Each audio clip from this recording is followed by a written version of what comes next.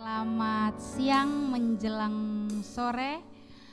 Puji Tuhan, kita mengucap syukur kepada Tuhan Yesus Allah kita, satu-satunya Allah, karena Dialah kita bisa ada di tempat ini, dipertemukan kembali, sehingga kita bisa memuji dan memuliakan nama Tuhan.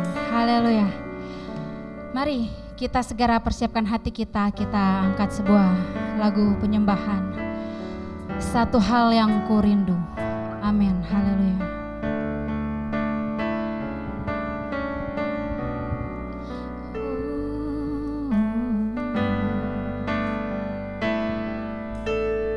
Satu hal yang ku rindu,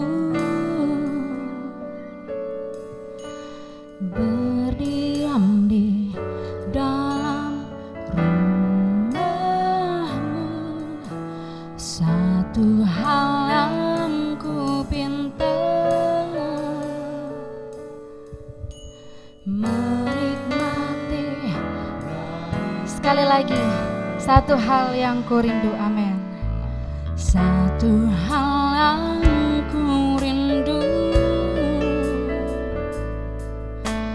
berdiam di dalam rumah-Mu. Satu hal yang ku pinta, menikmati bait-Mu Tuhan. Lebih baik satu hari di pelataran-Mu daripada 1000 hari di tempat lain.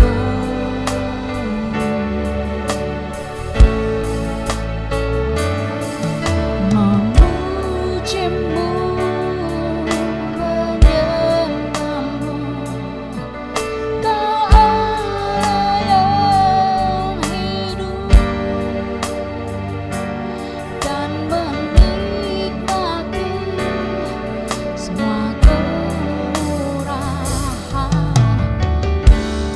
Kita nyanyikan lagi dari awal. Satu hal yang ku rindu. Jemaat, saya hendak bangkit berdiri. Satu hal yang ku rindu. Amin. Berdiam di, amin Yesus, haleluya. Satu hal yang ku pinta, menikmati bait-Mu. Lebih baik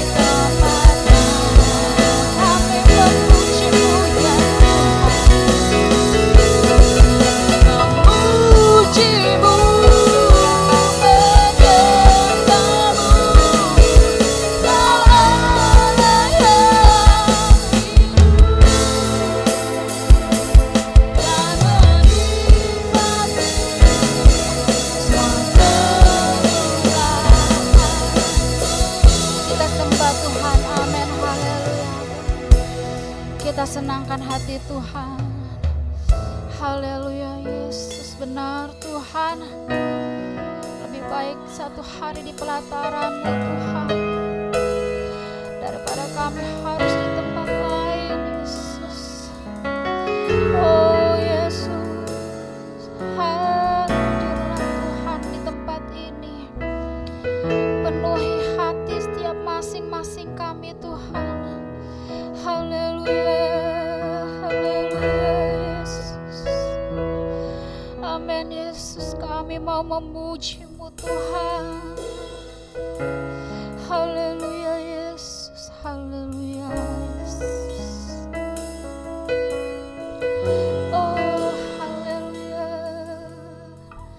haleluya. Amin Yesus, Kau ku sembah.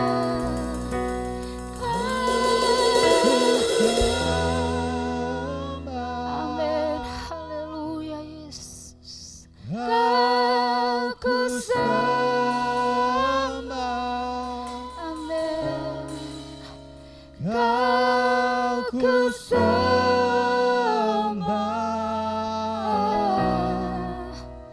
Oh Tuhan,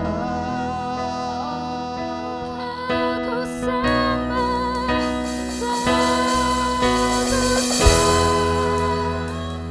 Kau ku sembah Tuhan.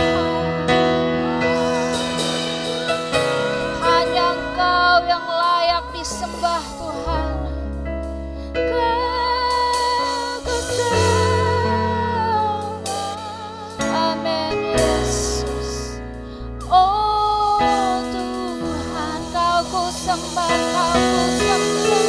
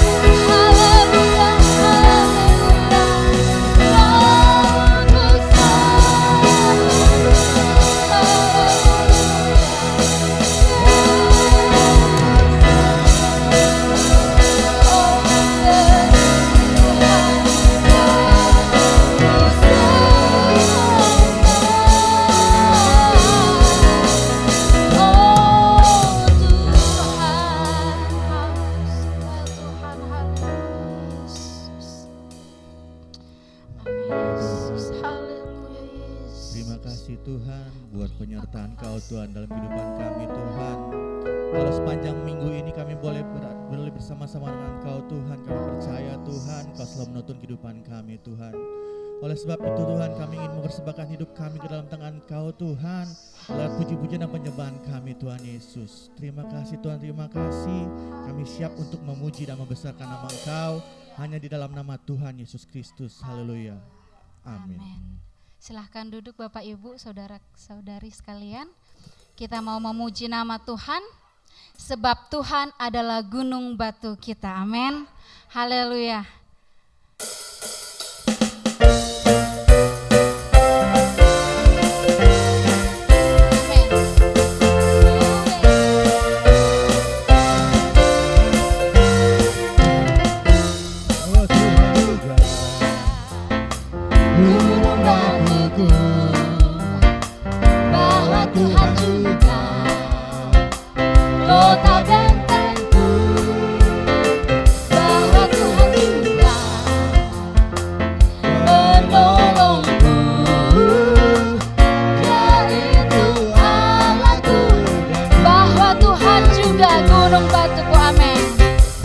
Tuhan juga, yes, gunung batuku.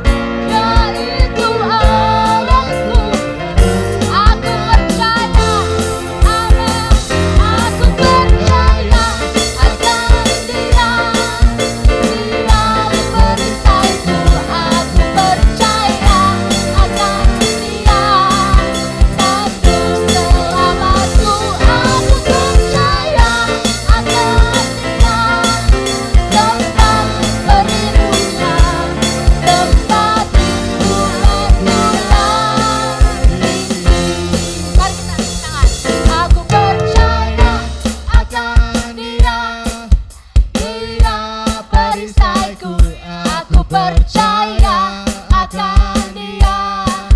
Tanduk selamatku, aku percaya akan Dia. Tempat perlindungan, tempat lindunganku, aku percaya, aku percaya. Amin, haleluya. Aku percaya akan Dia. Selamatku, aku percaya akan. Amin, haleluya. Perlindungan, tempat lindunganku ya. Tak pernah kecewa kita mengiring Yesus, amin. Tak pernah. Haleluya. Amin. Tak pernah kecewa. Amin. Yesus berjalan sebenarnya. Haleluya. Tak pernah kecewa. Oh, tak pernah kecewa. Haleluya. Tak pernah ku kecewa mengiring Yesus. Tak pernah kecewa. Ku serahkan semua, berjalan sebenarnya. Semakin bahagia. Tak pernah kecewa buat selamanya. Amin, haleluya. Paling dalam dan tambah dalam lagi, ku jatuh cinta padanya. Tambah dalam dan tambah dalam lagi. Oh Yesus, indahlah semakin indah. Oh, cintanya antara Allah dan aku. Ku jatuh cinta padanya. Tambah sekali lagi, ku jatuh cinta padanya. Ku jatuh cinta padanya. Tambah dalam dan haleluya. Ku jatuh cinta padanya. Tambah dalam dan tambah dalam lagi. Yesus, indahlah semakin indah. Cintanya antara Allah dan aku. Ku jatuh cinta padanya. Tambah dalam dan hanya Yesus, hanya Yesus. Hanya Yesus, hanya Yesus, hanya Yesus, pujaanku, amin. Oh hanya Yesus, hanya Yesus, hanya Yesus. Haleluya. Hanya Yesus, hanya Yesus, hanya Yesus, Rajaku. Hanya Yesus, bekas hanya Yesus, hanya Yesus. Hanya Yesus, hanya Yesus, hanya Yesus, pujaanku, amin, benar Tuhan. Hanya Yesus, hanya Yesus, hanya Yesus, Kau Rajaku Tuhan. Hanya Yesus, hanya Yesus, hanya Yesus, Rajaku. Hanya Yesus, kekasihku. Hanya Yesus, hanya Yesus, kekasihku. Hanya Yesus, hanya Yesus, kekasihku.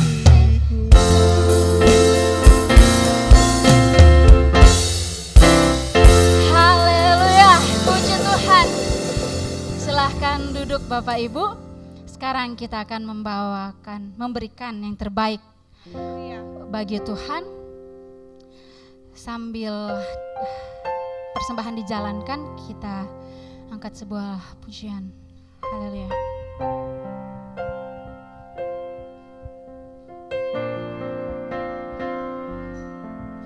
Amin Yesus. Sekalipun ku berjalan dalam lembah gelap,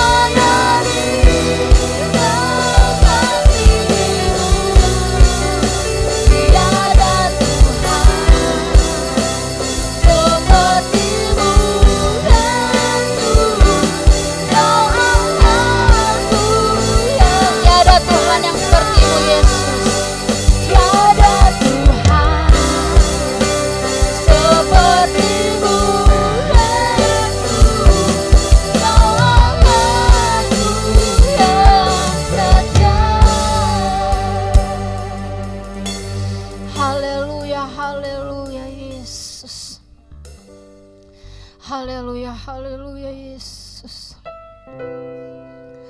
Adalah benar Tuhan, Kau Allah kami yang hidup, Allah kami yang setia. Saat kami pun tidak setia, Tuhan Yesus selalu setia menolong kami. Tuhan Yesus selalu setia memelihara kami. Kami mengucap syukur Tuhan. Oh haleluya, Allah yang luar biasa. Terima kasih banyak Tuhan Yesus untuk setiap pertolongan Tuhan dalam hidup kami. Kami sudah membawakan puji-pujian di hadapan Tuhan. Kiranya puji-pujian yang kami bawakan bisa berbau harum dan menyenangkan hati Tuhan. Kami tidak punya apa-apa Tuhan selain hidup, suara kami, tenaga kami, waktu kami yang kami bisa berikan untuk berada di dalam hadirat Tuhan, memuji Tuhan.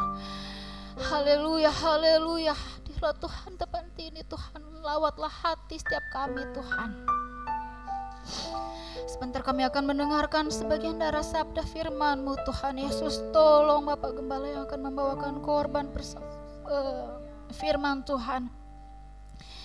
Kiranya firman yang akan ditabur itu bisa berbuah demi hormat kemuliaan nama Tuhan. Firman Tuhan yang bisa menguatkan, firman Tuhan yang bisa menegur. Haleluya Yesus, firman Tuhan yang bisa menghibur kami semua Tuhan.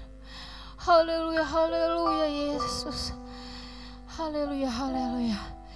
Kami alaskan setiap doa kami di hadapan Tuhan dengan nama Tuhan Yesus Kristus. Haleluya, haleluya. Amin.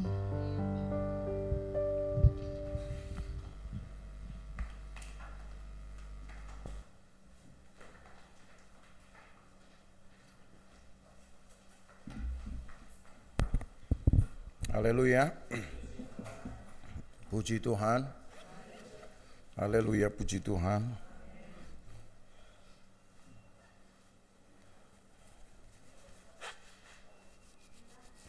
Kalau ditanya apakah semua orang mengalami pergumulan di dalam hidup, tentu jawabannya iya, ya pasti. Tetapi Bapak Ibu Saudara, sebenarnya pahamkah saudara tentang arti dari pergumulan itu sendiri? Mungkin banyak di antara kita yang berpikir bahwa pergumulan bicara tentang kesusahan, pergumulan itu bicara tentang masalah-masalah di dalam hidup.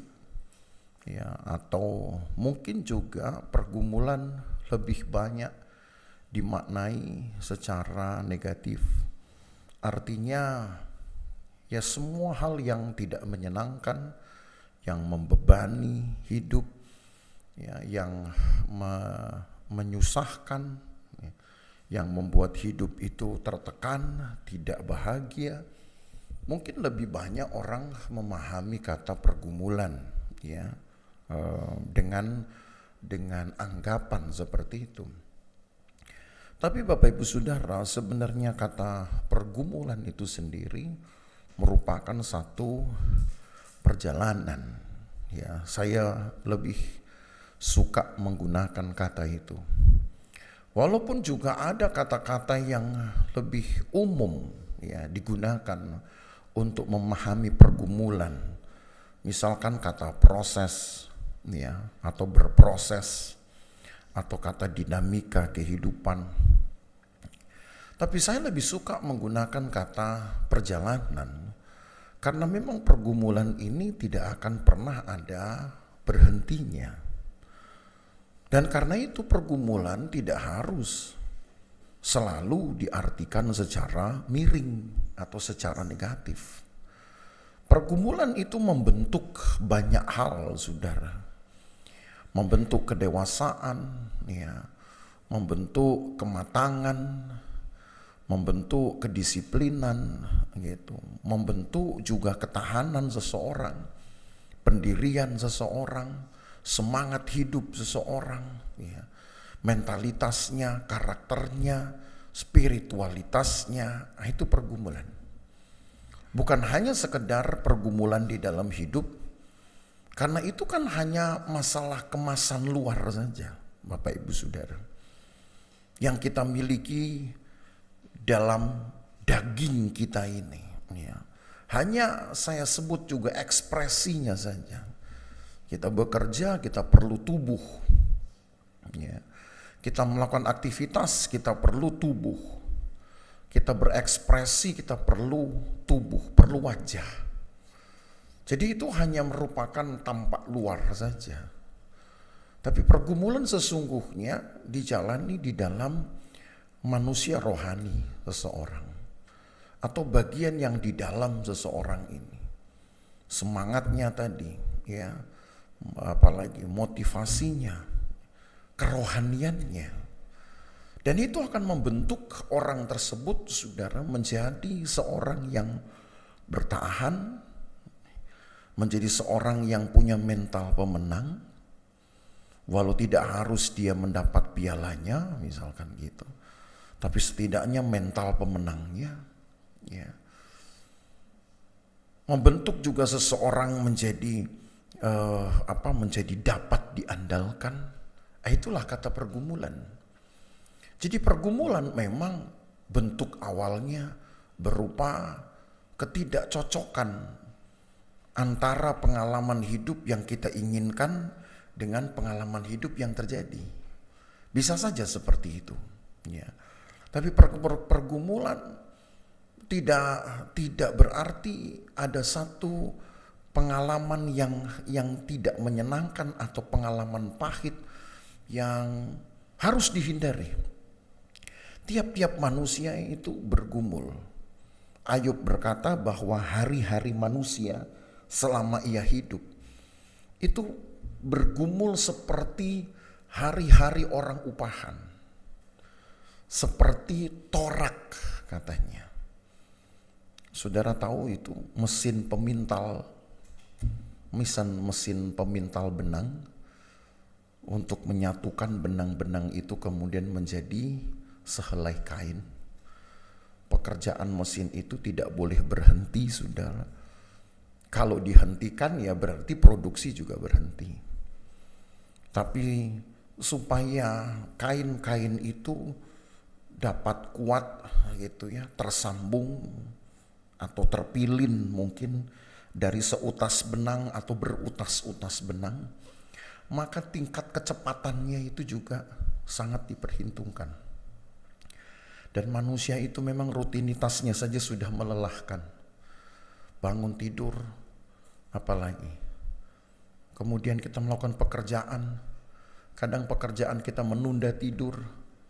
Lalu sebelum kemudian kita tidur lagi. Bangun tidur. Kita cari pekerjaan yang bisa menunda tidur. Lalu tidur lagi, bangun lagi. Tapi dari sekian banyak aktivitas yang pada akhirnya terkesan seperti mesin tadi. Yang kita hasilkan apa? Yang kita hasilkan apa? Banyak mungkin pilihannya. Oh, yang dia hasilkan adalah uang misalkan. Mungkin itu nomor satu. Yang kedua yang dihasilkan apa? Kenikmatan dalam hidup. Itu saya tidak tahu nomor berapa itu ditaruh.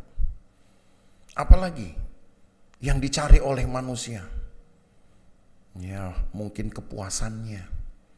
Saya puas pokoknya melakukan hal ini. Tidak penting saya terima berapa, yang penting kepuasan saja. Ada juga yang seperti itu. Jadi artinya saudara, rutinitas manusia ini mau dibawa lelah bisa, mau dibawa sukacita bisa, ya, mau dibawa komplain bisa, mau dibawa santai juga bisa. Itulah namanya pergumulan. Nah, di dalam pergumulan orang-orang Israel khususnya, ketika mereka hendak melanjutkan perjalanan, hanya kurang dari 20 hari lagi. Ya, saudara. Kurang dari 20 hari sejak penghitungan-penghitungan ini.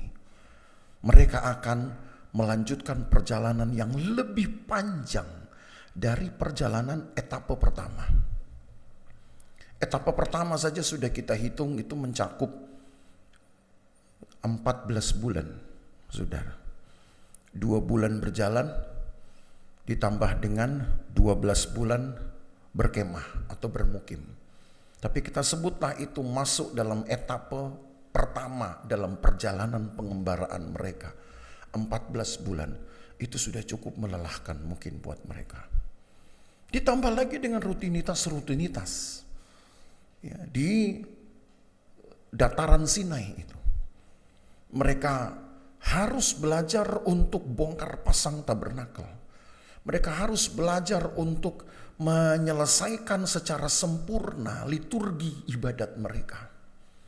Karena nanti dalam perjalanan berikutnya mereka akan mempraktekkan hal itu, saudara. Dari waktu ke waktu.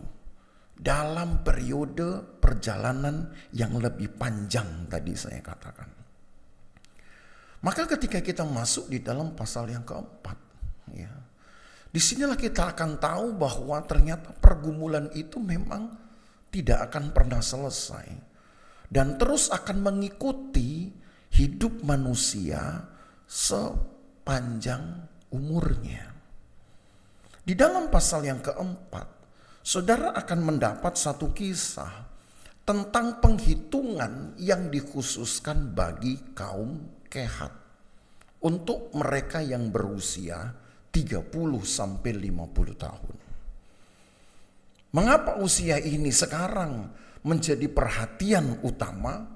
Karena sebelumnya orang-orang Lewi sudah dihitung, saudara, untuk yang berusia 1 bulan ke atas. Tetapi penghitungan pertama untuk orang Lewi itu untuk mengumpulkan jumlah dari anak sulung yang dibutuhkan. Itu yang kita catat pada minggu-minggu yang lalu. Jadi ketika orang-orang Lewi dihitung dari yang umur 1 bulan sampai yang berumur, ya sampai umur tua lah pokoknya, begitu ya. Maka didapati angka 22.000 orang. Itu untuk menghitung jumlah ketersediaan anak-anak sulung. Atau lebih tepatnya hak-hak kesulungan bagi orang Lewi. Tapi sekarang Allah menghendaki dari jumlah 22.000 itu dicari lagi kelompok yang kemudian disebut wajib tugas namanya. Yaitu usia 30 sampai 50 tahun. Dan itu yang didapat, saudara. Ya, di dalam pasal 4 ini saudara akan dapat catatan dari jumlah orang-orang dari anak-anak Lewi ini yang masuk di dalam kategori wajib tugas. Wajib tugas itu maksudnya apa? Yang berusia 30 sampai 50 tahun.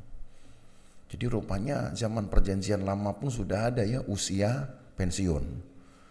50 tahun itu berarti masuk usia pensiun kan? Gitu. 30 tahun masuk awal wajib tugas. Dan itu berjumlah 8.500 orang. Kalau dihitung saudara, dari jumlah ini, dari Gerson ada 2.630, Kehat ada 2.750, Merari ada 3.200. Dari jumlah besar itu yang tadi dari 1 bulan itu kalau dihitung bahkan belum mencapai 40%-nya. Belum mencapai 40%-nya, hanya 38%. Sangat sedikit sekali. Tetapi Allah tuh tidak pernah terikat dengan jumlah. Hanya Allah perlu tahu.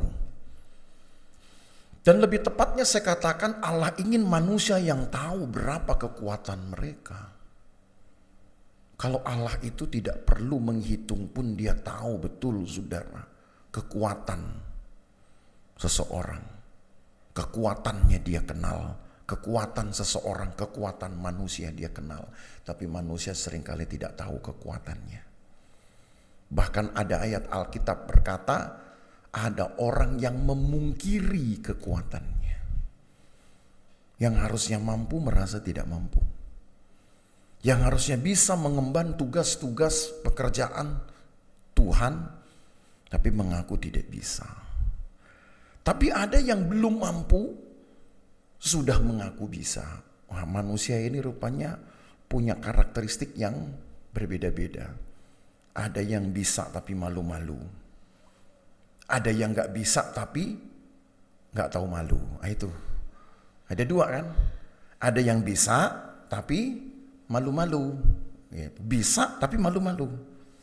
Nah, yang lebih buruk adalah yang gak bisa tapi gak tahu malu. Kenapa? Saya bisa apa-apa padahal gak bisa. Gitu. Nah, itu saudara harus bisa menilai itu. Kenapa? Karena ini nanti pentingnya kepada tingkat keberhasilan dan tingkat kepuasan dari Tuhan yang mempunyai pekerjaan. Jadi di rumah saudara pikirin, dari dua ini saya masuk di mana ya? Bisa tapi malu-malu, atau nggak bisa tapi nggak tahu malu. Seru kayaknya kalau mau dibandingin itu ya. Saya ini bisa tapi malu. Ya nggak apa-apalah, daripada nggak bisa tapi nggak tahu malu. Kalau bisa jangan malu-malu, itu yang paling baik saudara ya. Itu yang paling bagus tentu, yang dicari. Nah untuk itulah maka orang Israel diajar. Nah, di dalam pasal 4 saudara akan lihat ada 4 bagian besar. Kalau saudara baca ya dari ayat-ayat yang ada perintah untuk penghitungan Bani Kehat usia 30 sampai 50. Tapi sebenarnya nggak cuma Kehat saja, semua anak-anak Lewi termasuk Gerson dan Merari. Lalu kemudian ada pekerjaan jabatan Harun. Kemudian ada ketentuan-ketentuan dan sikap yang harus mereka lakukan. Ini pekerjaan Tuhan, saudara. Barulah kemudian pencatatan-pencatatan. Nah, ketika kita belajar nanti tentang pekerjaan jabatan dari Harun, saya ingin kita langsung baca dari pasal 4 itu, ayat yang keempat. Pasal 4, ayat yang keempat, dan ayat yang kelima. Saya garis bawahi dari 2 ayat ini. Pekerjaan jabatan orang Kehat di kemah pertemuan ialah mengurus barang-barang yang maha kudus. Kalau perkemahan akan berangkat, haruslah Harun dan anak-anaknya masuk ke dalam untuk menurunkan tabir penudung dan menudungkannya kepada tabut hukum. Jadi ada ketentuan yang memang ditetapkan kepada Harun sebelum Kehat mengambil perannya. Karena di ayat 5 dijelaskan di sana, kalau perkemahan akan berangkat, haruslah Harun dan anak-anaknya masuk ke dalam untuk menurunkan tabir penudung. Nah, kalau saudara baca secara lengkap saudara dari ayat 4 sampai ayat 14, maka saudara akan dapati nanti di slide berikut. Saudara akan dapati tugas-tugas dari Harun itu, detailnya saudara ya. Itu menyangkut 4 perabot, menyangkut 4 perkakas lah. Kita mengenalnya 4 perkakas. Ada tabut hukum, lalu kemudian ada meja roti, lalu kemudian ada kaki dian atau kandil, lalu yang keempat ada mezbah pedupaan emas. Satu hal yang Allah tentukan dari dari ketentuan-ketentuan ini, mungkin kita baca di ayat 14-nya langsung. Kalau kita baca di ayat 14-nya, sudah. Ini efek saya lupa kacamata ini ya. Ketinggalan. Ayat yang ke-14, ayat yang ke-15, sorry. Setelah Harun dan anak-anaknya selesai menudungi barang-barang kudus dan segala perkakas tempat kudus, pada waktu perkemahan akan berangkat, barulah orang Kehat boleh masuk. Maka ketentuannya Harun memang harus lebih dulu masuk untuk menutupi seluruh perkakas-perkakas di dalam bait Allah, di dalam tabernakel maksud saya. Tapi yang diutamakan itu adalah 4 perkakas yang tersimpan di dalam ruang kudus atau di dalam kemah kudus. Kalau saudara ingat gambar awal, ya mungkin kalau gambar awal ditampilin agak repot kali ya multimedianya. Itu kan ada 6 perkakas saudara ya. Orang masuk pertama akan ketemu dulu kolam basuhan. Lalu yang kedua orang akan bertemu dengan mezbah bakaran. Tapi 2 ini kan ditempatkan di pelataran, bukan di dalam kemah. Gitu. Memang tabernakel juga, areanya namanya tabernakel. Tetapi dua perkakas pertama ini ditempatkan di satu lahan yang tidak ada atapnya. Makanya disebut pelataran. Itu 2. Lalu kemudian imam akan masuk ke dalam kemah pertemuan itu. Nah itu yang disebut dengan kemah pertemuan. Kenapa? Karena sudah ada atapnya, sudah ada penutupnya, bukan ruang terbuka lagi. Nah itu itu dia ya. Di dalam itu ada 4 perkakas. Itu kalau gambar yang paling awal itu yang kelihatan dalamnya. Nah itu yang tadi saya sudah sebutkan. Ada meja roti, ada kandil atau kaki dian, itu sama ya. Lalu ada mezbah pedupaan emas. Lalu di ruangan yang paling dalam itu ada tabut hukum atau tabut perjanjian. Nah ini 4 ini yang disebut dengan barang-barang kudus. Itu yang maksudnya yang Alkitab tuliskan. Ya. Barang-barang kudus itu hanya 4 saudara. Jadi kalau kita mulai dari yang paling belakang berarti ada tabut hukum, ada mezbah pedupaan, lalu ada kaki dian, ada meja roti. Alkitab bilang tidak ada yang boleh menyentuh barang ini. Tidak ada. Bahkan termasuk Harun pun tidak boleh menyentuhnya. Tetapi pada waktu kemah itu akan dibongkar, begitu juga nantinya waktu akan dipasang, hanya Harun yang boleh masuk untuk membongkar semua penudung-penudung di atas itu, di atas kemah, lalu memindahkannya menjadi penudung bagi 4 barang-barang ini. Tanpa boleh disentuh. Tapi Harun diizinkan untuk melihatnya. Kenapa? Ya karena memang mau tidak mau dia harus melihat. Kalau tutup mata kan susah saudara ya. Dia seperti saudara mau membungkus sesuatu. Kalau mata ditutup ya saudara tidak akan melihat apa-apa. Tapi ketentuan ini berlaku saudara. Untuk seorang Harun dan anak-anaknya. Dalam hal ini anak-anaknya kan cuma 2. Tinggal 2. Yaitu Eleazar dan Itamar. Saudara bayangkan bahwa untuk mengemasi atau lebih tepatnya untuk ini belum packing saudara ya. Memang belum packing, baru menutup. Hanya 3 orang ini yang boleh masuk. Mereka bongkar, turunkan penudung-penudung yang di atas yang jadi penutup kemah.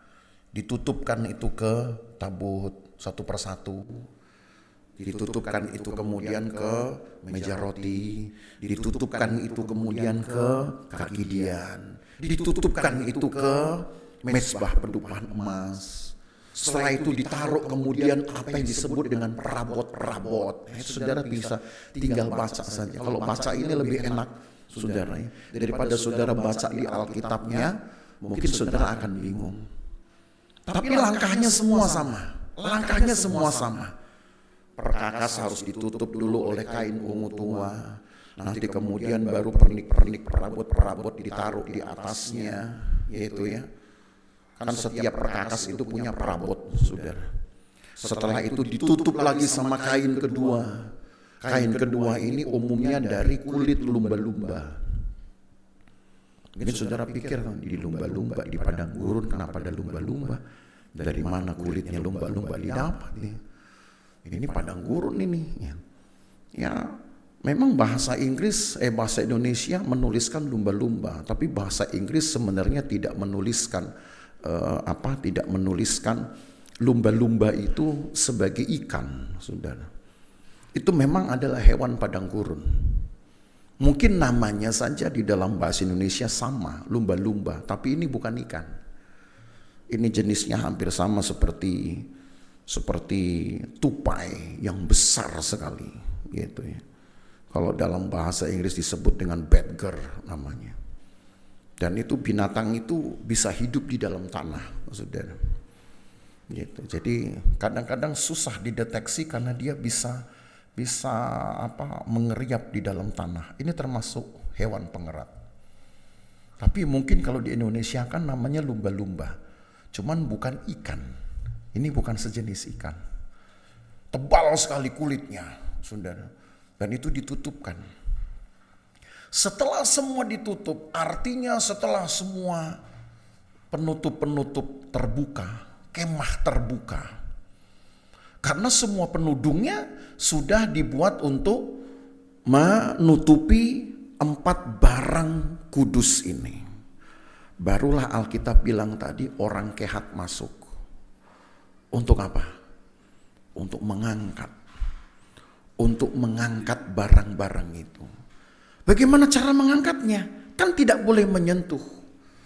Itu sebabnya kalau saudara ingat ketika kita belajar dalam kitab Keluaran, barang-barang kudus itu harus diberikan juga semacam lingkaran tempat kayu nanti itu akan dimasukkan. Gelang-gelang namanya. Di ujung di sini. Sama seperti kalau kita ingin orang bikin satu barang yang bisa untuk diangkat, pasti dia akan buat satu benda untuk tempat masuknya kayu pengangkat atau kayu pengusung. Itulah gunanya. Mengapa tiap barang-barang kudus itu punya gelang-gelang pengusungnya. Jadi Harun sudah masukkan itu semua. Kayu-kayu pengusung itu pun sudah dimasukkan. Jadi orang-orang kehat ini masuk tinggal angkat. Mereka tidak boleh menyentuh. Mana lebih capek? Mana lebih capek, saudara? Capek Harun atau capek orang kehat? Karena kalau mengangkat, saudara lihat bahwa untuk mengangkat orang-orang kehat masih punya 2.750 orang. Dan itu yang ngangkat tidak harus juga 2 orang atau 4 orang. Bisa banyak orang. Karena tersedia ada 2.750 orang. Mungkin kalau ke slide yang ke-5 itu kali lebih jelas ya. Slide yang dua terakhir.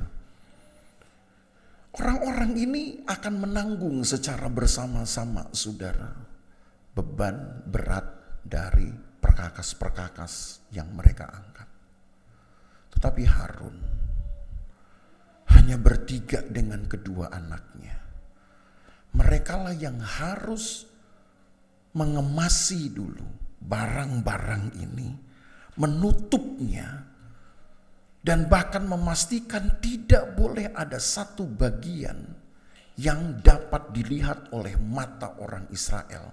Sebab dalam aturannya, tadi kita baca itu, kembali ke Bilangan pasal yang ke-4 tadi ayat 15. Bilangan 4 ayat yang ke-15. Nanti barulah orang kehat boleh masuk ke dalam untuk mengangkat barang-barang itu. Tapi jangan mereka kena kepada barang-barang kudus itu, nanti mereka mati. Begitu kudusnya barang-barang ini, sekalipun tidak sedang dipakai dalam ibadah. Perhatikan tuh saudara. Sekalipun sedang tidak dipakai dalam ibadah. Sudah istirahat ini, sudah mau dibongkar. Tapi barang-barang yang ada di dalam kemah pertemuan tetap tidak boleh dipegang oleh orang-orang kehat. Walaupun orang-orang kehat yang mengangkatnya. Mereka hanya boleh memegang kayu pengusungnya saja, saudara. Gak boleh yang lain. Bahkan Harun pun sebenarnya juga tidak boleh memegangnya. Tidak boleh ada satupun memegangnya. Tapi hanya Harun dan anak-anaknya yang punya izin khusus untuk masuk melihat barang-barang ini sambil mereka menutupnya. Tapi orang Israel tidak boleh melihat dan tidak boleh memegang. Saudara bayangkan gak betapa susahnya pekerjaan seperti ini. Menutup sesuatu, membungkus sesuatu tanpa boleh menyentuh barangnya. Dan Harun serta anak-anaknya, kedua anaknya harus memastikan mereka itu harus tetap hidup. Sebab Tuhan tidak memberi kelonggaran dengan berkata, ya kalau saya matiin satu tinggal dua dong. Tidak ada ya. Coba saudara baca. Kita baca ayat selanjutnya ya. Jadi ayat yang ke-17. Saya bantu dengan sinar saudara. Dari ayat 17, ini ketentuannya supaya saudara tahu apa yang Allah perintahkan itu enggak bisa dia tarik. Sekalipun mungkin dia kekurangan orang. Firman Tuhan kepada Musa dan Harun ayat 18, perhatikanlah supaya puak kehat dan kaum-kaumnya jangan musnah binasa dari tengah-tengah orang Lewi. Inilah yang harus kamu lakukan bagi mereka, supaya mereka tinggal hidup dan jangan mati apabila mereka mendekat ke barang-barang maha kudus. Harun dan anak-anaknya harus masuk ke dalam dan menempatkan mereka masing-masing di tempat tugasnya dekat barang yang harus diangkat. Tapi janganlah orang kehat masuk ke dalam untuk melihat barang-barang kudus. Walau sesaat pun nanti mereka mati. Jadi gak cuman pegang yang dilarang, melihat sesaat. Tahu melihat sesaat itu apa? Ngintip. Gitu. Gak boleh, mati saudara. Jadi zaman PL dulu ngintip itu akibatnya mati. Kalau saudara kan ngintip malah sehat kan. Gitu. Malah lebih sering ngintip gini. Jadi makin seneng gitu. Ngintipin orang, ngintipin salah orang, makin seger kita rasanya. Zaman PL tuh ngintip barang kudus mati, saudara. Nginceng lihat sesaat mati. Makanya Tuhan bilang kepada Musa, hati-hati memperlakukan orang kehat. Sebab orang kehat ini berapa tadi jumlahnya? Hanya 2.700 kan. Yang wajib tugas. Kalau gara-gara kebodohan atau kelalaian mereka mati, Allah tidak sayangkan. Allah tidak mikir, waduh iya ya mereka jadi kurang orang. Udahlah saya cabut aturannya. Gak bisa begitu. Allah tetap berdiri pada aturannya, saudara. Justru yang harus menyesuaikan adalah manusianya. Makanya harus diperintahkan supaya jangan orang kehat itu musnah. Karena jumlahnya hanya 2.750 orang tuh, yang kena wajib tugas ini. Maka cara Harun mengaturnya itu harus demikian rupa. Orang-orang ini tidak boleh melihat. Lalu bagaimana? Apakah harus ditutup matanya? Tidak ada dalam Alkitab. Apakah orang Israel harus masuk sambil begini? Repot banget masuk di gereja begitu, saudara. Ya, saya nggak boleh lihat barang-barang yang kudus itu misalkan. Nggak ada juga di Alkitab. Tapi yang jelas bahwa kalau hal ini Allah perintahkan, dan pada akhirnya dari orang-orang Kehat memang tidak ada yang mengalami celaka, tidak ada yang mengalami kematian. Ya. Maka berarti mereka dapat dengan sepenuh hati melakukan pekerjaan ini tanpa kepo, satu, tanpa protes-protes, dua, apalagi tanpa apalah ya, saudara. Kadang manusia itu selalu inginnya yang enak saja, ingin yang menguntungkan saja. Sementara Kehat hanya mengangkat, itu pun tidak sendiri. Tapi Harun dengan kedua anaknya lah 3 orang ini. Yang saudara bayangkan harus naik, karena ketinggian kemah itu 10 hasta. 10 hasta. Tinggi orang, saudara, tinggi orang pada masa itu paling tinggi mentok-mentoknya itu hanya 2 hasta. Kecuali Goliat 3 hasta katanya kan begitu. Tapi kan itu zaman Goliat belum ada di zaman itu. Cuma supaya saudara tahu bahwa tinggi orang itu mentok-mentoknya itu hanya 1,75 hasta, tidak sampai 2 hasta. Itu tinggi 10 hasta. Saya coba cari apakah memang Musa diperintahkan, Harun diperintahkan untuk bikin tangga. Sehingga untuk memasangkannya itu mereka harus menggunakan tangga. Kalau tangga otomatis harus ada yang juga disentuhnya. Saya nggak habis pikir itu, saudara. Kadang memang baca Alkitab ini ada geliknya sendiri. Geliknya itu adalah mencoba untuk memahami sampai saya dramatisasi nggak berhasil. Gimana caranya ini? Mungkin yang paling mungkin pakai galah. Ya. Kalau bongkar masih lebih enak, saudara.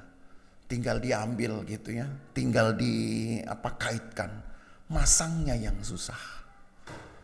Tapi hanya 3 orang ini saja yang boleh masuk dalam kemah pertemuan untuk pasang, dan bongkar untuk menutupkan barang-barang kudus ini. Setelah itu baru orang Kehat masuk, tinggal usung. Ini saja sudah merupakan sebuah pergumulan. Mengapa? Nanti kita akan belajar dalam pasal-pasal yang lain. Kadang-kadang orang Israel ini bisa berhenti itu hanya 1 malam saja. Kadang bisa berhenti 1 sabat. Kalau 1 malam, kalau 1 sabat, 1 minggu masih enak. Artinya pasang, bongkar masih seminggu. Tapi kalau cuma 1 hari, pagi pasang, malam bongkar. Mungkin ada kali perasaan kesal. Tahu gitu nggak usah pasang kek, gitu ya. Kalau pasang hanya untuk bongkar. Wah, kadang aja kalau kita udah bongkar pasang barang-barang yang 1 tahun sekali aja, saudara, kita udah berat hati ini. Bongkar pasang yang 1 tahun sekali. Tahu arti itu? Bongkar pasang pohon Natal misalkan gitu. Itu aja udah keselnya minta ampun gitu. Simpen di mana, nanti masangnya gimana, ntar bongkar lagi. Ya udah, kalau nggak mau bongkar pasang nggak usah pasang sekalian gitu. Gimana caranya bikin pohon Natal? Berdiri aja 1 orang pakai baju pohon Natal gitu kan. Ya. Itu baru setahun sekali udah ngomelnya, udah minta ampun. Saya kadang mikir, ini kita belum ketemu, saudara, perjalanan. Ini namanya kan pergumulan tuh. Ada yang 1 bulan, itu masih enak. 1 minggu pun masih enak, artinya jaraknya masih ada 7 hari. Tapi ada yang mereka cuma berhenti 1 hari. Dan harus pasang, bongkar. Tapi kalau di dalam Alkitab saya rasa saya belum temukan, saudara. Kelompok manapun, kelompok Harun komplain. Tuhan tahu diri kek, susah tahu masang, cuman kita bertiga lagi, nggak boleh dibantu loh. Nggak boleh dibantu. Orang Kehat itu hanya ngusung. Yang bongkar pasang Harun, Eleazar, Itamar. Tapi jadi juga. Memang kadang kalau melihat perjanjian lama ini, saya katakan tadi agak geli saya bacanya. Gelinya itu adalah kalau didramatisasi, kalau dibuat sinetronnya, jadi lucu gitu.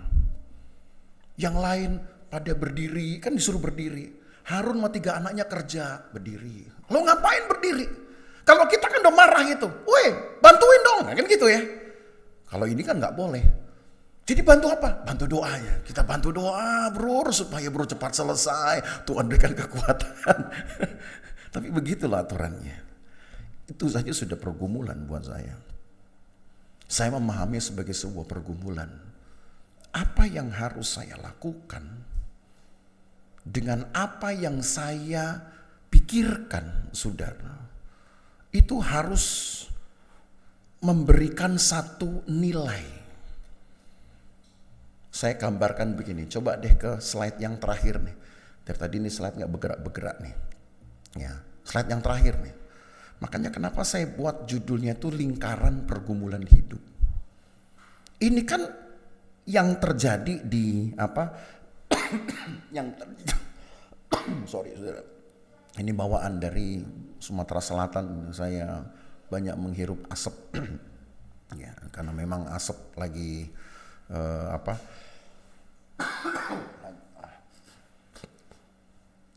Makasih.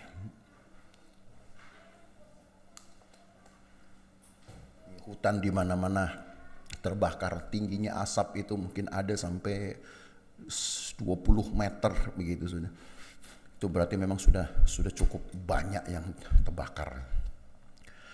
Jadi bangun pagi, kok masih mendung kelihatan, ternyata asap.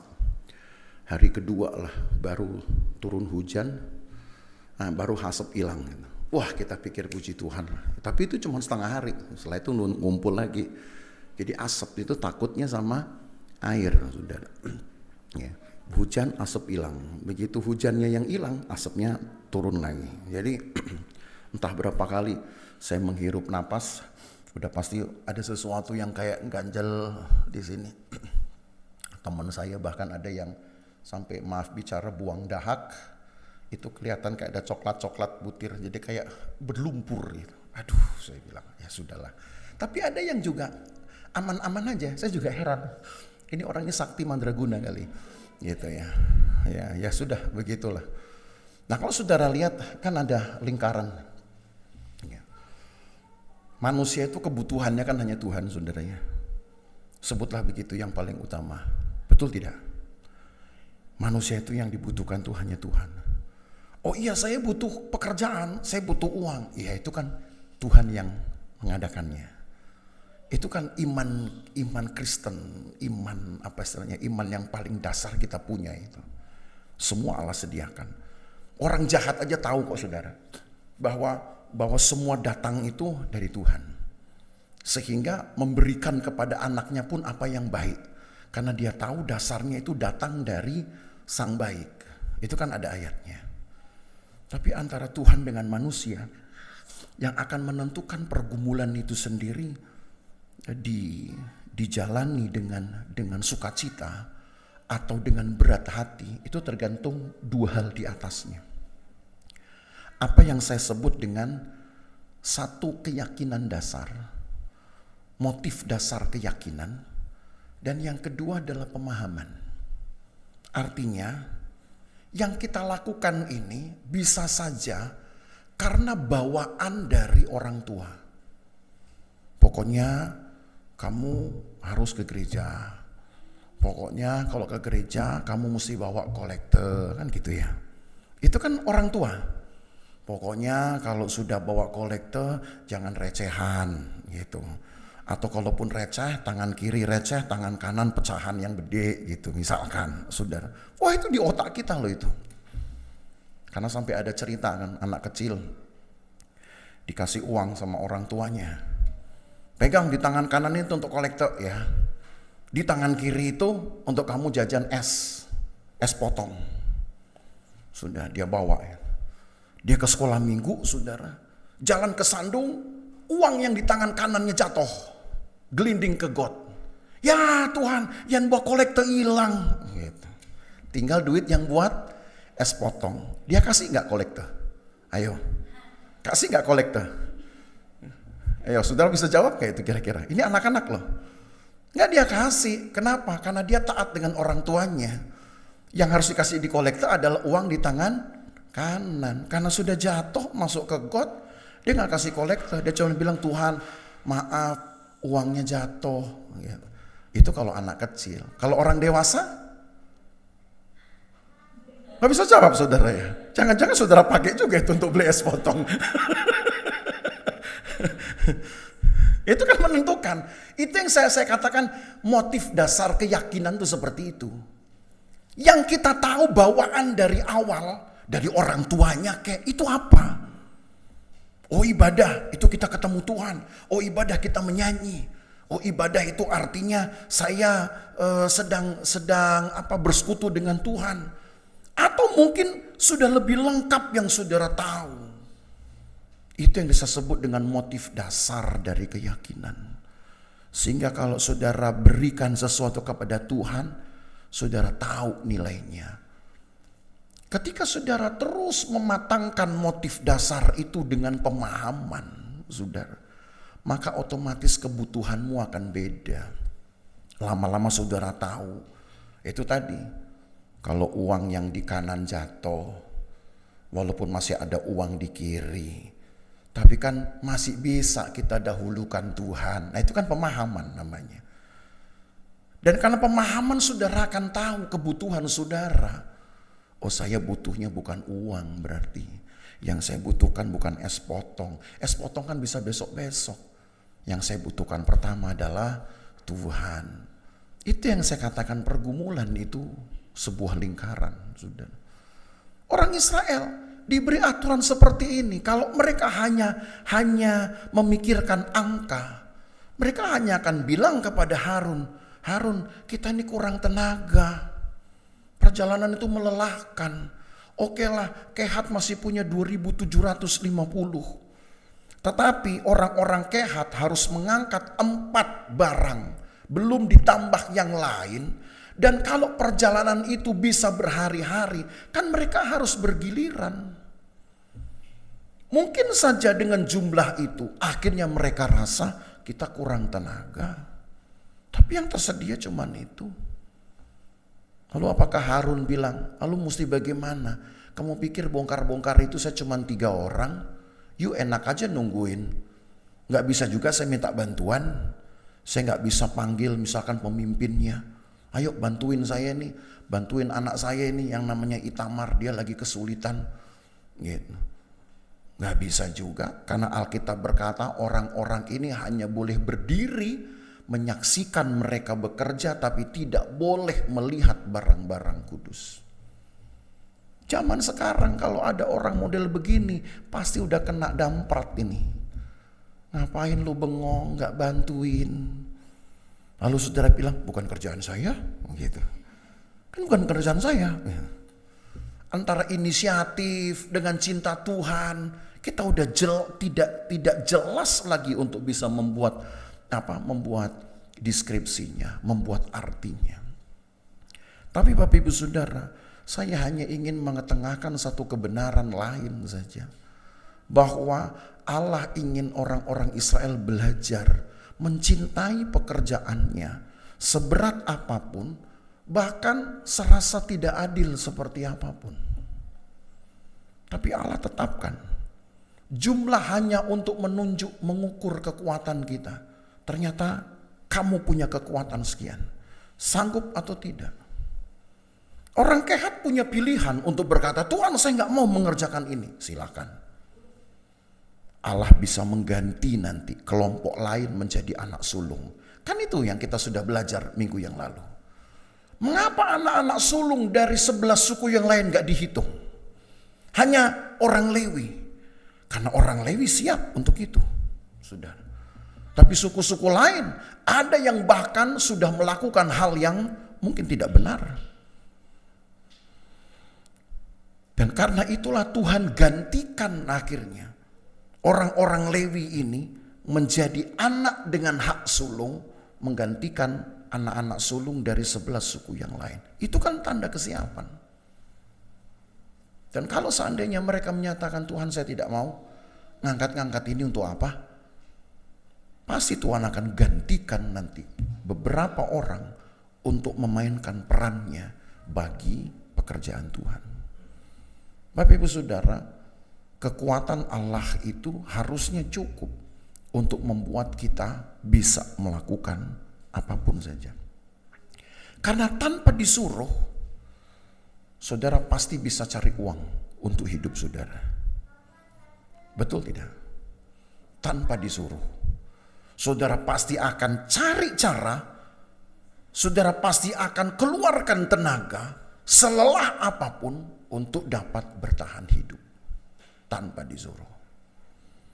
Kecuali kalau ada orang yang mungkin sedang stres berat sampai akhirnya cari uang pun tidak mau.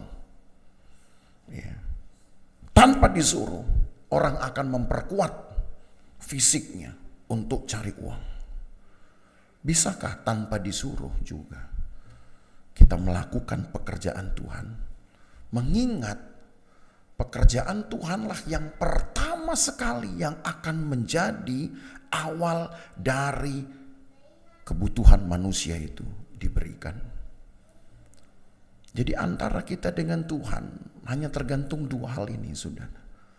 Apa yang saudara pahami tentang Tuhan dan apa yang saudara pahami tentang diri saudara. Saudara perlu Tuhan? Mungkin iya, pasti jawabnya iya. Tapi keperluan satu orang dengan orang lain pasti beda. Saya perlu tidak untuk melakukan atau ambil bagian dalam pekerjaan Tuhan. Ini bahkan bisa ada yang berkata ya, bisa ada yang berkata tidak.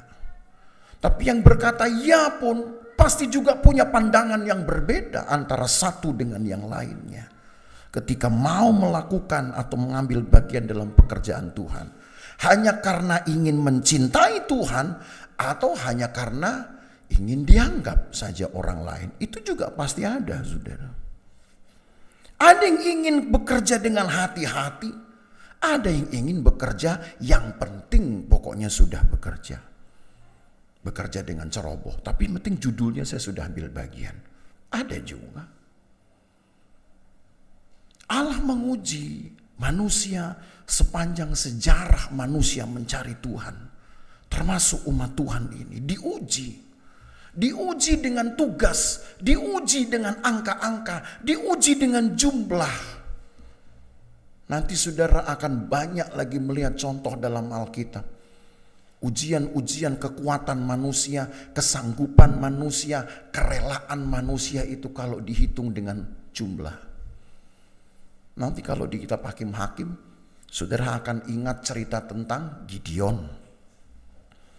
Yang hanya dengan 300 orang mampu untuk mengalahkan, mampu untuk berperang. Dari jumlah awal saudara, yang kalau dihitung jumlah awal 32.000. Jumlah akhir yang mau berperang hanya 300 orang. Jauh apa dekat itu? Dari 32.000 ke 300. Coba itu saudara. Dari 32.000 ke 300. Artinya hanya 1% itu. 1% bukan 10%. Kalau 10% kan 3.000. Gitu. Ini kan 32.000. Gak sampai 1%. Allah tidak melihat jumlah kan. Tapi Allah perlu kasih tahu. Kamu ini sebenarnya gak cukup. Di dalam perjanjian baru lebih tegas lagi Tuhan bilang. Kamu ini dilihat dari kekuatan. Seperti domba di tengah serigala. Lalu Tuhan bilang gimana? You mau mundur atau maju? Saudara gak akan dikasih kewenangan untuk berkata, Tuhan kami tengking serigala-serigala dalam nama Yesus. Gak dikasih kuasa begitu. Kalau dikasih kuasa gitu Tuhan gak perlu dong saudara. Biarkan saudara satu domba di antara serigala-serigala. Ada yang Tuhan harus batasi. Artinya itu namanya pergumulan. Saudara berdoa tiap hari, Tuhan usir serigala-serigala ini. Pertanyaannya bisa gak Tuhan usir? Bisa. Cuman kalau saudara berdoa Tuhan gak usir, yang benar siapa, yang salah siapa? Apa mau dicari salah benernya? Nah makanya pemahaman itu. Oh ternyata kalau saya berdoa, dalam pergumulan saya, doa ini yang penting bukan soal dijawab atau tidak dijawab. Tapi doa yang penting adalah saya bisa menyentuh hati Tuhan. Toh Tuhan tahu, gak perlu saya minta jawaban, Tuhan tahu apa yang harus saya alami. Itu pemahaman namanya. Makin kuat pemahaman, makin lengkap pemahaman saudara punya, akan memperkuat motif dasar keyakinan. Saudara akan makin yakin melakukan sesuatu kepada Tuhan, itu makin yakin. Saudara mau melayani pun makin yakin. Sehingga orang mau ganggu saudara, orang mungkin mau hancurkan pelayanan saudara, saudara tahu yang saudara buat itu untuk apa. Karena bukan untuk diri kita lagi, tapi untuk Tuhan. Makanya kebutuhan akan Tuhan tidak akan lagi defisit, saudara. Nggak akan lagi terkurangi. Connect selalu. Karena orang mau hancurkan pekerjaan saudara, orang yang gak senang mau hancurkan pelayanan saudara. Kan saudara sudah tahu bahwa apa yang saya minta kepada Tuhan, kalau Tuhan gak kasih, bukan berarti Tuhan itu sedang jauh, bukan berarti Tuhan sedang sengaja, tapi memang Tuhan ingin saya harus tetap bisa menyelesaikannya. Haleluya. Gampang dicerna gak kira-kira ya? Jadi ikut Tuhan seperti itu.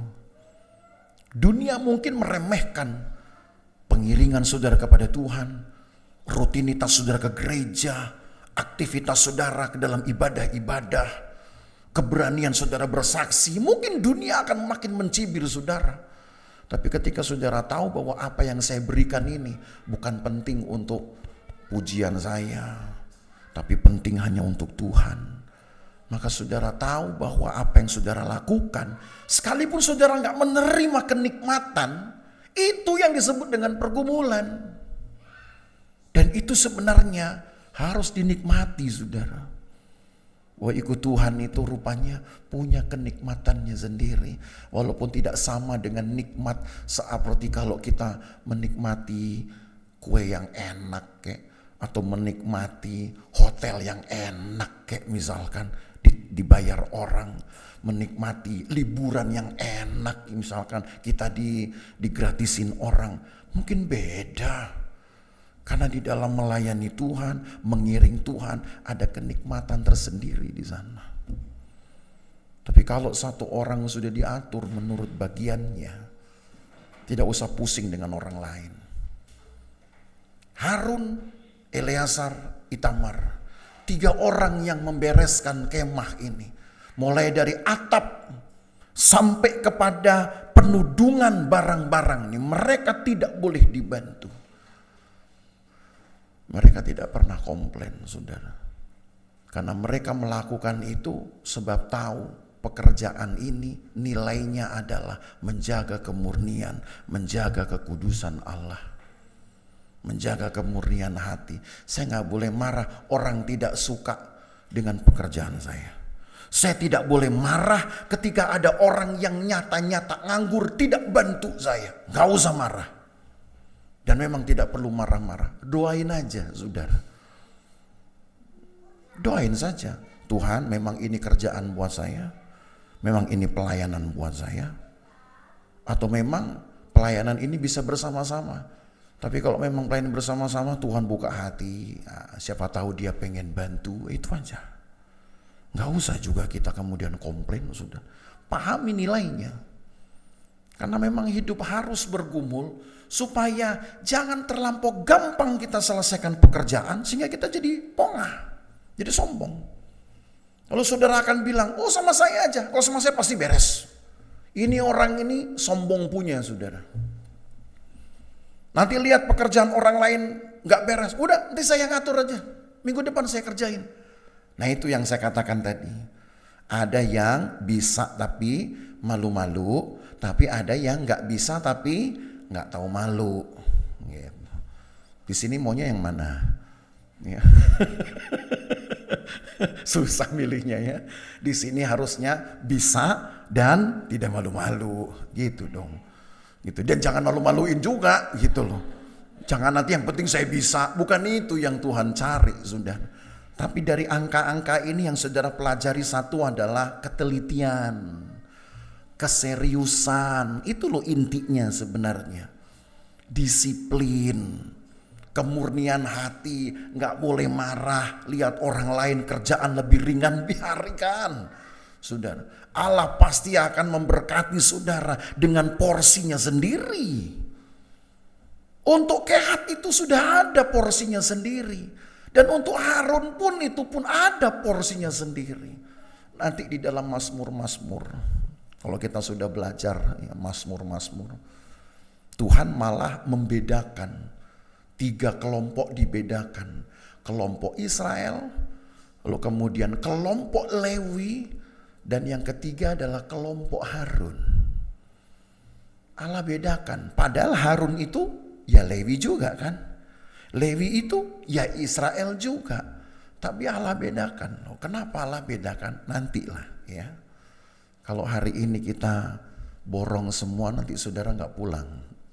Nah, kalau saudara nggak pulang, nanti pergumulan lagi gitu ya. Antara nggak dapat kereta balik gitu ya. Grab nanti makin mahal, makin malam, itu pergumulan juga saudara. Ya, tapi itu pergumulan yang dicari-cari namanya.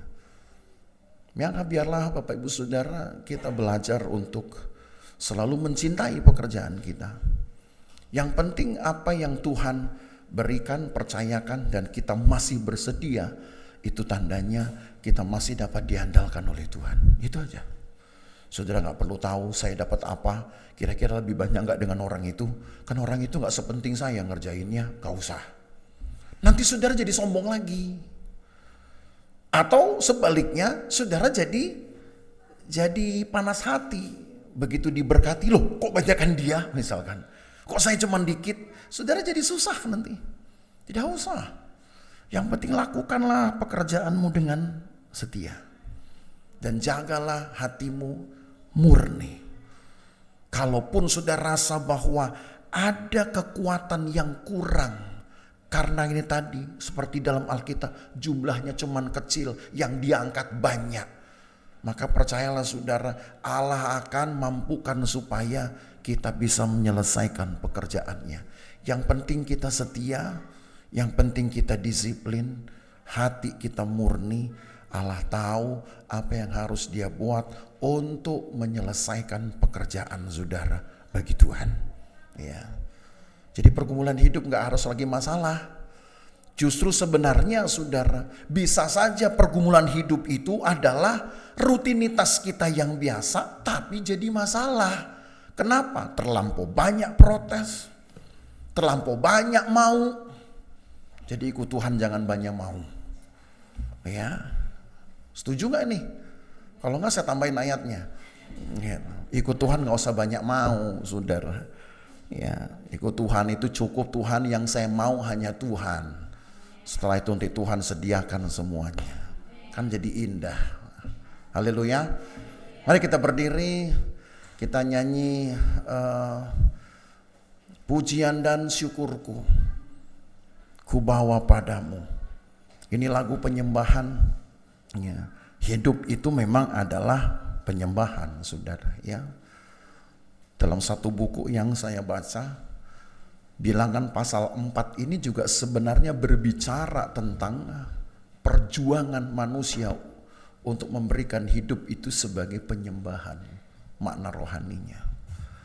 Jadi berikanlah hidup kita kepada Tuhan itu sebagai persembahan kita, ya, bahkan sebagai penyembahan kita. Ketika saudara rasa hidupmu mungkin berat, jalan-jalan saudara mungkin tertatih-tatih, maka saudara tidak perlu lihat kiri kanan, saudara hanya perlu melihat kepada Tuhan saja. Toh segala sesuatu Tuhan yang tetapkan dalam hidup kita, segala sesuatu Tuhan sudah tetapkan. Biar Tuhan yang akan memberikan kepada saudara apa yang layak saudara terima. Pujian dan syukurku ku bawa padamu, dengan sendah hati ku persembahkan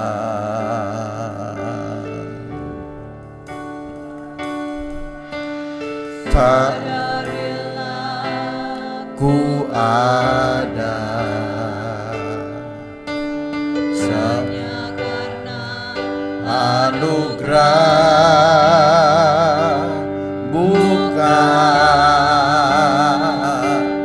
karena kekuatanku.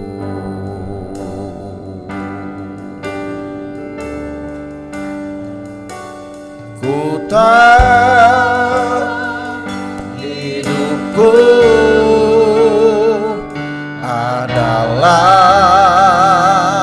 penyembahan. Kau ciptakanku dalam kemuliaan-Mu.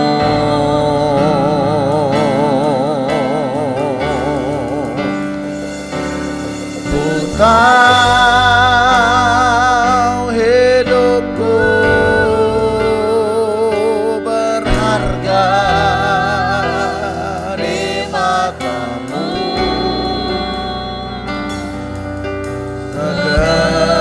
Segenap hidupku persembahkan. Lagi dari atas pujian dan syukur, pujian dan syukurku ku bawa padamu. Dengan rendah hati ku persembahkan.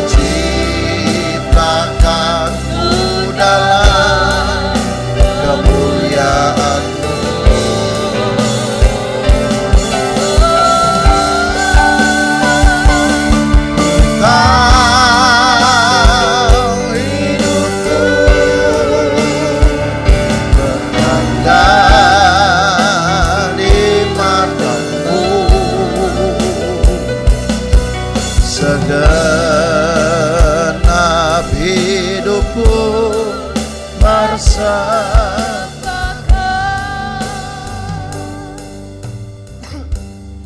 belajar pada Yesus mungkin adalah satu figur yang tepat. Banyak pekerjaan murid-murid tidak pernah selesai. Yesus yang selesaikan. Tapi Yesus tidak pernah mengeluh ketika murid-muridnya tidak tuntas melakukan apa-apa. Yesus tidak pernah mengeluh. Bahkan ketika Yesus mengajak beberapa murid untuk berdoa, Yesus pun tidak memarahinya. Yesus hanya menegurnya saja dengan lemah lembut. Tidak bisakah engkau bertahan hanya 1 jam saja, katanya. Yesus sedang memberikan pelajaran, saudara, kepada murid-muridnya dengan cara yang sama seperti Allah mengajari Musa, Harun, anak-anaknya, orang Lewi dan juga Bani Israel. Tahu apa yang harus dikerjakan, bertanggung jawab terhadap apa yang dikerjakan, bukan karena kekurangan jumlah atau merasa tidak bisa, tidak ada yang mau bantu, bukan itu. Tapi beranikah kita melakukan kehendak Allah, pekerjaan Tuhan, karena memang kita mencintai Tuhan. Untuk mencari uang kita tidak perlu dinasehati. Untuk mencari uang tidak ada orang bantu kita pun kita tetap cari uang. Untuk mencari nafkah ada orang menghambat kita pun kita tetap harus mencari uang. Pertanyaannya, mentalitas seperti itu untuk Tuhan bisa nggak kita bangun? Kita melayani, ketika orang hambat kita, masihkah kita ingin melayani? Mentalitas itu yang perlu dibangun Bapak Ibu Saudara. Itulah pergumulan hidup yang sesungguhnya. Bukan hanya karena barang-barang sudah mulai naik harganya, bukan itu pergumulan hidup sesungguhnya. Alkitab itu sudah berkata, menjelang kedatangan Tuhan hidup akan semakin sulit. Itu bukan pergumulan hidup buat saya, itu fakta. Tapi pergumulan hidup itu adalah kalau kita tidak bisa membuat keseimbangan antara apa yang terjadi dengan apa yang kita inginkan. Lumrah kalau kita punya banyak keinginan, tapi kalau satu saat yang terjadi tidak sama dengan yang kita inginkan, maka kembalikan kepada Tuhan. Jangan kembalikan kepada emosi saudara. Jangan kembalikan itu kepada harga diri saudara. Kembalikan kepada Tuhan saja, supaya hidupmu sendiri tidak berat, supaya hidupmu sendiri ringan engkau jalani. Karena mungkin masalah-masalah kita sendiri sudah banyak. Tuhan pasti akan tolong kita pada waktunya. Ku tahu hidupku adalah penyembahan. Kau ciptakanku dalam kemuliaan-Mu.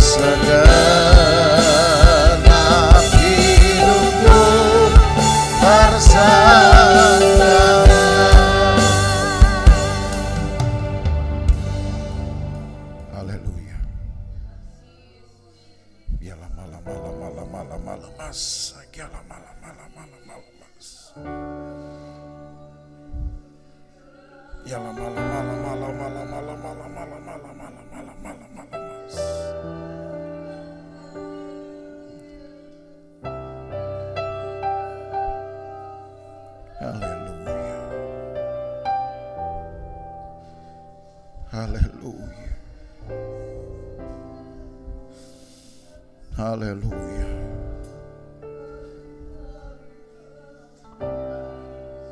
Yesus.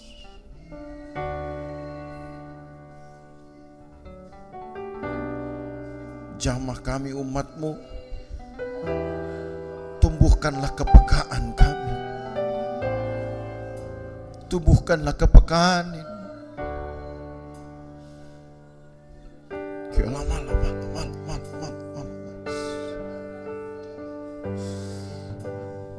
Tumbuhkan kepekaan untuk memahami Engkau, memahami tuntutan-tuntutan-Mu.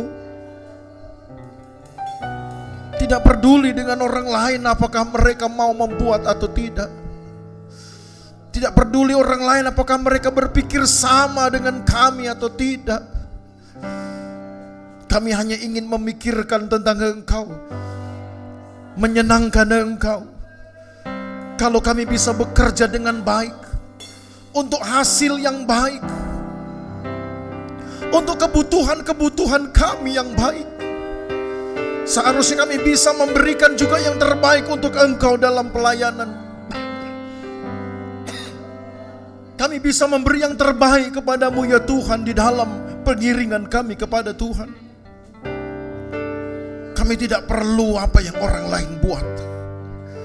Kami tidak ingin membandingkan dengan apa yang orang lain sudah buat dan terima. Kami hanya berpikir tentang Engkau. Kami hanya ingin melihat Engkau. Maka tumbuhkan kepekaan ini pada umat-Mu Tuhan. Terima kasih Tuhan Yesus.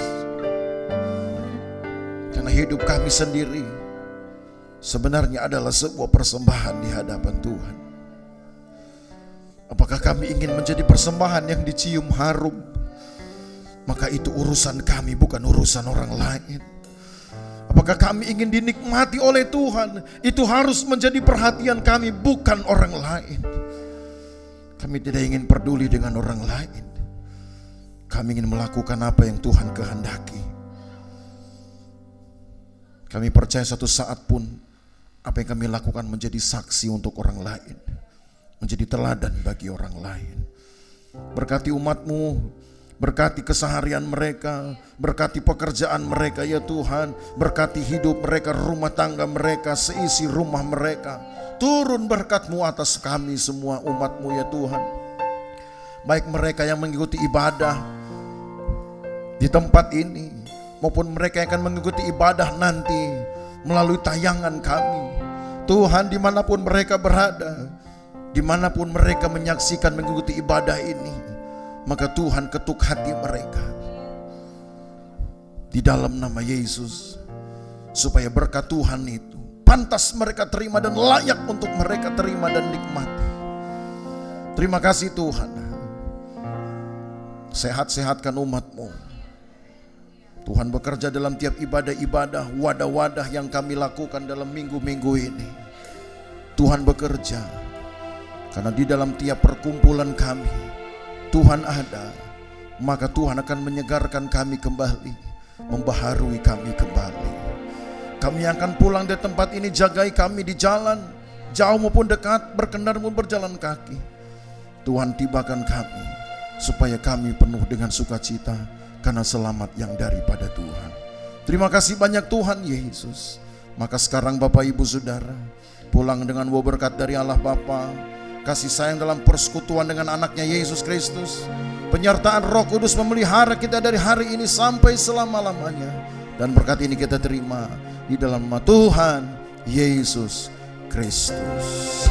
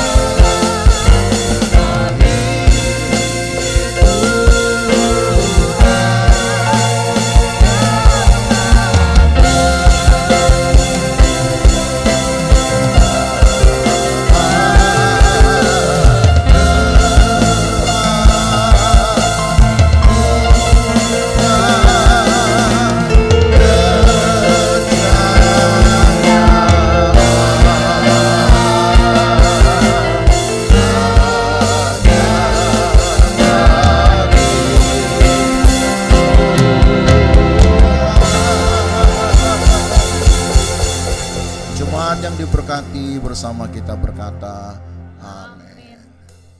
Puji Tuhan, selamat hari Minggu.